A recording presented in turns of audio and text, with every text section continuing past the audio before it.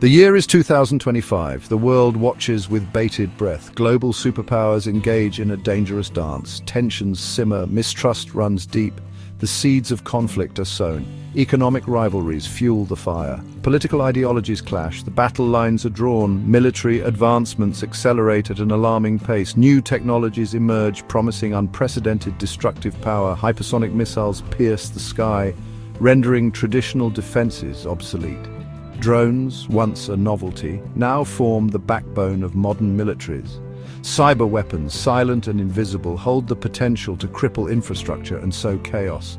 The world has seen this before. The build-up, the rhetoric, the brinkmanship, memories of the 20th century's devastating wars linger. The horrors of Hiroshima and Nagasaki serve as stark reminders of the destructive power we possess. Yet here we are again, teetering on the precipice. The question is not if, but when.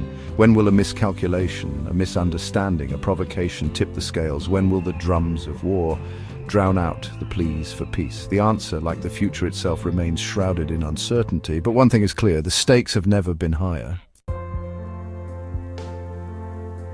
Looming over this volatile geopolitical landscape is the specter of nuclear war, the ultimate deterrent, the ultimate threat. Nations cling to their nuclear arsenals, believing them to be the guarantors of their security. But at what cost? Nuclear weapons represent a terrifying paradox. Their use would be catastrophic, an act of self-destruction, yet their very existence shapes the behavior of nations. The fear of mutually assured destruction has for decades held the world hostage. Cyber warfare adds another layer of complexity. No longer confined to the physical realm, conflicts can now be waged in the digital domain. Cyber attacks can cripple critical infrastructure, disrupt economies, and sow discord among populations. They are the invisible hand of modern warfare, capable of striking swiftly and silently. The threat is not theoretical. Nations are constantly probing each other's defenses, engaging in a perpetual cyber shadow war. The line between peace and war blurs in the digital realm. A well-timed cyber attack launched under the cover of anonymity could have devastating consequences, potentially escalating into a full-blown conflict.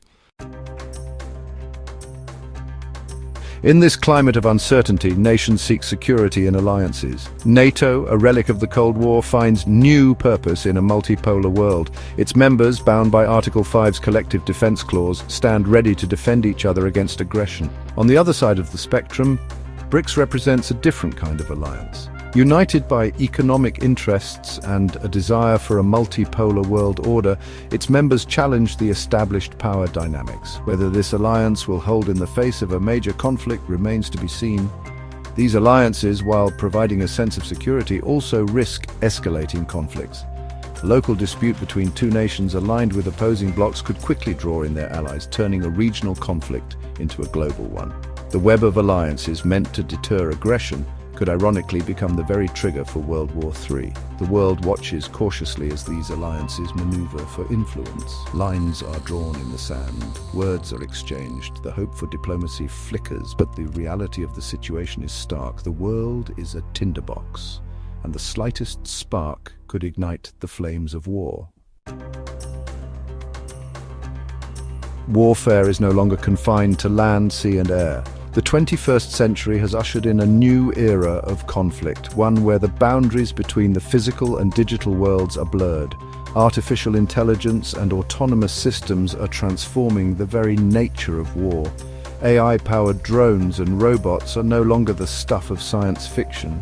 They are rapidly becoming a reality on the battlefield, capable of identifying targets, making decisions, and even deploying lethal force with minimal human intervention. This raises profound ethical and strategic questions. Space, once a sanctuary for peaceful exploration, is now a contested domain.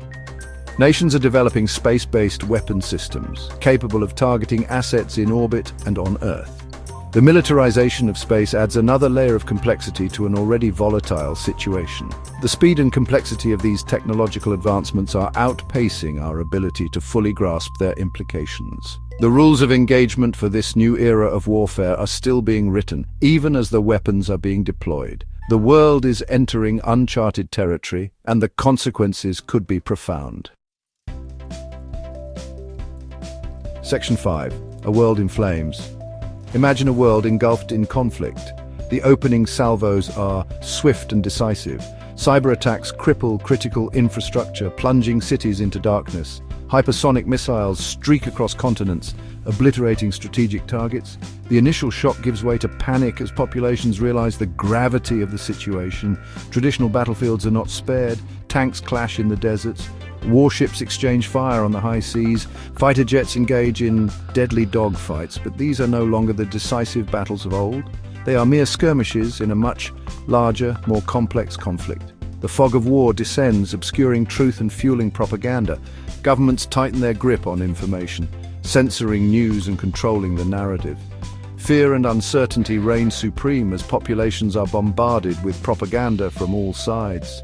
The conflict spreads like wildfire, engulfing entire regions. Alliances are tested as nations are drawn into the fray. The line between combatant and civilian blurs as cities become battlegrounds. Section 6. From the Ashes, a New World Order. As the conflict rages, one question looms. What kind of world will emerge from the ashes? Will it be a world defined by chaos and anarchy, or will a new world order arise from the ruins? The balance of power will undoubtedly shift.